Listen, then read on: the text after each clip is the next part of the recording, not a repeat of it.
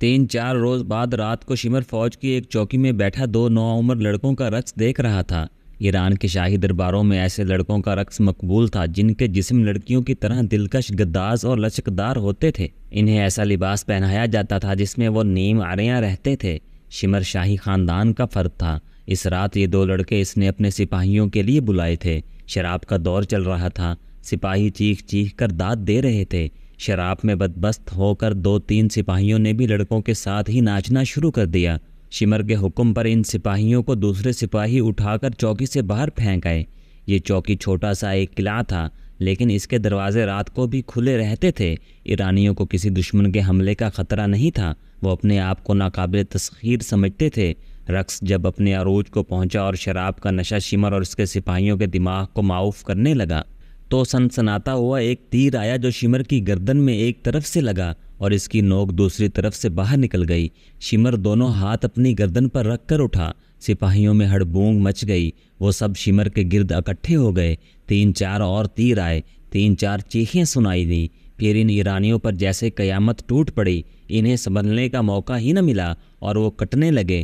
ان میں سے جو بھاگ کر دروازوں کی طرف گئے وہ دروازوں میں کٹ گئے۔ چوکی والوں کو کہیں سے بھی مدد نہیں مل سکتی تھی۔ کسی بھی دروازے سے کوئی باہر نہیں نکل سکتا تھا۔ انہیں ہتھیار اٹھانے کی تو مہلت ہی نہیں ملی تھی۔ اس حملے میں جو بچ گئے وہ زمین پر لیٹ گئے۔ یہ ایک طوفان تھا یا بگولا جو غیر متوقع طور پر آیا اور جب گزر گیا تو اپنے ساتھ وہ تمام مال و دولت جو اس چوکی میں تھا لے گیا۔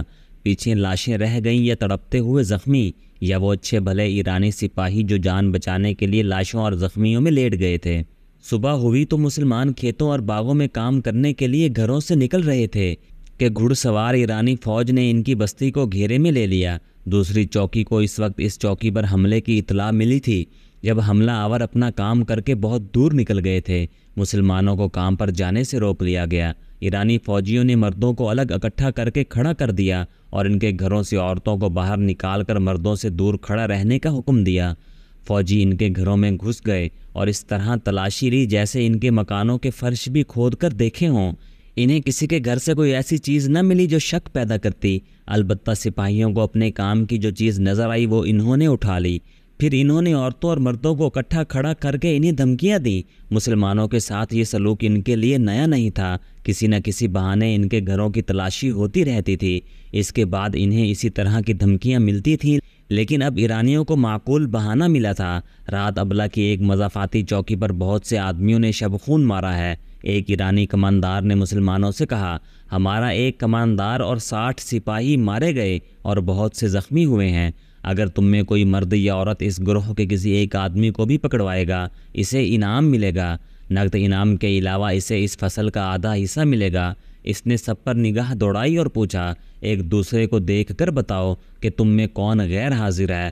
سب نے ادھر ادھر دیکھا لیکن وہ یہ نہیں دیکھ رہے تھے کہ کون غیر حاضر ہے۔ ان کی نگاہیں خدام کو ڈھونڈ رہی تھیں۔ وہ 3-4 دنوں سے بستی سے غائب تھا۔ سب نے دیکھا کہ خدام وہاں موجود تھا۔ سب نے سکون کی سانس لی۔ پھر بہت سی آوازیں اٹھیں کہ کوئی بھی غیر حاضر نہیں۔ ایرانی فوجیوں کے جانے کے بعد جنہیں معلوم تھا کہ خدام 3-4 روز غائب رہا ہے، وہ باری باری اس سے پوچھنے لگے کہ وہ کہاں چلا گیا تھا۔ میں شمر کے ڈر سے بھاگ گیا تھا۔ خدام نے ہر کسی کو یہی جواب دیا۔ اس کے باپ نے سب کو بتایا تھا کہ خدام گزشتہ رات کے پچھلے پہر آیا تھا۔ اس روز باغ میں کام کرتے ہوئے زہرا اور خدام کام سے کھسک گئے اور اس جگہ جا بیٹھے جہاں انہیں کوئی دیکھ نہیں سکتا تھا۔ زہرا خوشی سے پاگل ہوئی جا رہی تھی اور وہ رہ رہ کر خدام کی بلائیں لیتی تھی۔ یہ کیسے ہوا خدام؟ اس نے خوشی سے لڑکھڑاتی ہوئی زبان سے پوچھا۔ یہ ہوا کیسے؟ اسے اللہ کی مدد کہتے ہیں زہرا۔ خدام نے کہا، اب نہ کہنا کہ خدا مدد نہیں کرتا۔ خدام، زہرا سنجیدہ ہو گئی جیسے اس کے ہونٹوں پر کبھی مسکراہٹ آئی ہی نہ ہو۔ خدام کے چہرے پر نظریں گاڑ کر قدرے پریشان سے لہجے میں بولی، سچ کہو خدام، شمر کے قاتل تم ہی تو نہیں؟ کہتے ہیں رات صحرائی ڈاکوؤں کے بہت بڑے گروہ نے شمر کی چوکی پر اس وقت شب خون مارا جب وہ شراب اور رقص میں بدمست تھے۔ ایسا تو نہیں کہ تم ان ڈاکوؤں سے جا؟ خدام کے اچانک کہکہے نے بنت سعود کی بات پوری نہ ہونے دی۔ وہ ہنستا ہی رہا جیسے اس سے بڑا مذاق اس نے کبھی سنا ہی نہ ہو۔ خدام نے کہکہے میں ایک راز چھپا لیا تھا۔ زہرا کو یہ خطرہ نظر آیا تھا کہ خدام غیر معمولی طور پر دلیر، غیرت مند اور جسمانی لحاظ سے طاقتور اور پھرتیلا ہے۔ کہیں ایسا تو نہیں ہوا کہ وہ شمر کو قتل کرانے کے لیے ڈاکوؤں کے گروہ سے جا ملا ہو؟ اس زمانے میں سرائی ڈاکوؤں کے گروہ فوجی دستوں کی طرح اپنی کارروائیاں کرتے تھے۔ وہ مسافروں کے قافلوں کو لوٹتی اور اگر فوج کے مقابلے میں آ جاتے تو جم کر مقابلہ کرتے اور لڑتے لڑتے یوں غائب ہو جاتے جیسے انہیں صحرا کی ریت اور ریتلے ٹیلوں نے نگل لیا ہو۔ زہرا نے کئی بار دیکھا تھا کہ 2-3 اجنبی مسافر آئے اور یہ بتا کر کہ وہ بہت دور جا رہے ہیں کسی مسلمان کے گھر ٹھہرے اور صبح ہوتے ہی چلے گئے۔ وہ جب بھی آتے تھے خدام اور اس جیسے 3-4 نوجوان زیادہ وقت ان کے ساتھ گزارتے اور ان کے جانے کے بعد یہ نوجوان پراسرار سی سرگرمیوں میں مصروف ہو جاتے تھے۔ زہرا نے یہ بھی دیکھا تھا کہ اجنبی مسافروں کے جانے کے بعد مسلمان قبیلوں کے بزرگ سر جوڑ کر بیٹھ جاتے اور سرگوشیوں میں باتیں کرتے تھے۔ پھر جب مسلمان کھیتی باڑی باغبانی اور دیگر کاموں میں مصروف ہوتے تو یہ بزرگ ان کے درمیان گھومتے پھرتے اور ان کے ساتھ ایسی باتیں کرتے جیسے واعظ کر رہے ہوں۔ اپنے مذہب کو نہ چھوڑنا۔ بزرگ اس قسم کی باتیں کرتے تھے جس خدا کے بھیجے ہوئے رسول صلی اللہ علیہ وآلہ وسلم کو مانتے ہو اس خدا کی مدد آ رہی ہے۔ آتش پرست طاقتور ہے، بہت طاقتور ہے، لیکن وہ اللہ سے زیادہ طاقتور نہیں۔ ثابت قدم رہو، ظالم کا ہاتھ کٹنے والا ہے، اللہ مظلومین کے ساتھ ہے۔ کب؟ آخر کب؟ ایک روز ایک آدمی نے جھنجھلا کر ان بزرگوں سے پوچھا، خدا کی قسم تم یہ کہہ رہے ہو کہ ہم ظلم و ستم سہتے چلے جائیں اور چپ رہیں اور تمہارے واعظ سنتے رہیں؟ اگر آج ہم کہہ دیں کہ ہم مسلمان نہیں اور اسلام کے ساتھ ہمارا کوئی تعلق نہیں تو غلامی کی زنجیریں ٹوٹ جائیں۔ خدا کی مدد آ رہی ہے، کب آ رہی ہے اسے بتاؤ۔ ایک بزرگ نے اس آدمی کے ساتھ کام کرنے والے ایک آدمی سے کہا، اسے اچھی طرح سمجھاؤ، اسے بتاؤ کہ اس علاقے میں یہ صدیوں پرانے کھنڈر ہیں، خدا کا ہاتھ ان میں سے اٹھے گا اور ظالم کا ہاتھ کٹ جائے گا۔ ان بزرگوں کے سینے میں وہی راز تھا جو خدام نے زہرا بنت سعود سے چھپا لیا تھا۔ ایرانی کماندار شمر کی چوکی پر جو اتنا زبردست شب خون مارا گیا تھا وہ پہلا شب خون نہیں تھا، ابلا کے علاقے میں یہ پہلا تھا۔ یہ چوکی چونکہ آبادی کے قریب تھی اس لیے ان مسلمانوں کو پتہ چل گیا تھا، اگر ان کے گھروں کی تلاشی نہ لینی ہوتی تو شاید انہیں پتہ ہی نہ چلتا۔ عراق کے سرحدی علاقے میں یہ دوسری تیسری رات ایرانیوں کی کسی نہ کسی چوکی پر ایسا ہی شب خون پڑتا اور شب خون مارنے والے چوکی میں قتل و غارت کر کے وہاں سے جو مال اور سامان ہاتھ لگتا لے کر غائب ہو جاتے۔ 2 بار ایرانی فوج نے یہ جوابی کارروائی کی کہ کثیر تعداد گھڑ سوار دستہ شب خون مارنے والوں کی تلاشی میں گیا۔ اس سرسبز اور شاداب علاقے سے نکلتے ہی صحرا شروع ہو جاتا تھا جو ہموار صحرا نہیں تھا۔ وہاں ریت کی گول گول اور اونچی اونچی ٹیکریاں تھیں، آگے وسیع نشیب تھے جن میں عجیب و غریب شکلوں کے ٹیلے کھڑے تھے، ریت کی پہاڑیاں تھیں جن سے شعلے سے نکلتے محسوس ہوتے تھے۔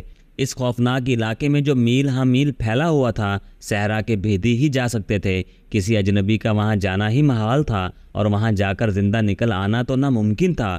2 بار ایرانی فوج کے گھڑ سوار دستے کا یہ انجام ہوا کہ اسے گھوڑوں اور انسانوں کے نقوش پا ملتے رہے جو صاف بتاتے تھے کہ یہ ایک گروہ ہے اور شب خون مارنے والا یہی گروہ ہو سکتا ہے، مگر یہ نقوش انہیں سیدھے موت کے منہ میں لے گئے۔ ایرانی جو ہی پہلے نشیب میں داخل ہوئے اور پورا دستہ نشیب میں اتر گیا تو ان پر تیروں کی بوچھاڑیں آنے لگیں۔ پہلی بوچھاڑ میں کئی سوار اور گھوڑے گھائل ہو گئے، زخمی گھوڑے بے لگام ہو کر ادھر ادھر بھاگے، سارے دستے میں بھگدڑ مچ گئی۔ ان پر تیر برستے رہے مگر بکھر جانے کی وجہ سے تیر خطا ہونے لگے۔ بھول بھلائیوں جیسے اس نشیب میں سے چند ایک گھڑ سوار نکلے، ان کے ہاتھوں میں برچیاں تھیں، ان کے کرتے بڑے لمبے اور سروں پر سیاہ کپڑے اس طرح لپٹے ہوئے تھے کہ ان کے چہرے اور گردنیں بھی ڈھکی ہوئی تھیں، ان کی صرف آنکھیں نظر آتی تھیں۔ ان گھوڑوں کے قدموں اور ان کے سواروں کے بازوؤں میں ایسی پھرتی تھی کہ ایرانی سوار جو پہلے ہی ہراساں تھے برچھیوں سے زخمی ہو کر گرنے لگے۔ ان میں سے کئی بھاگ نکلے، وہ ٹیلوں اور گھاٹیوں والے نشیب سے تو نکل گئے لیکن ریت کی گول گول ٹیکریوں میں داخل ہوئے تو گھومنے لگے۔ ان سینکڑوں ٹیکریوں میں جو ایک دوسرے کے ساتھ ساتھ کھڑی 3-4 میل کی وسعت میں پھیلی ہوئی تھیں، یہی خطرہ ہوتا ہے۔ کوئی اجنبی ان کے اندر چلا جائے تو وہ اندر ہی اندر چلتا رہتا ہے، نکل نہیں سکتا، آخر تھک کر بیٹھ جاتا ہے، پیاس سے حلق میں کانٹے چبھنے لگتے ہیں اور ریگستان کے یہ گول گول بھوت اسے بڑی اذیت ناک موت مارتے ہیں۔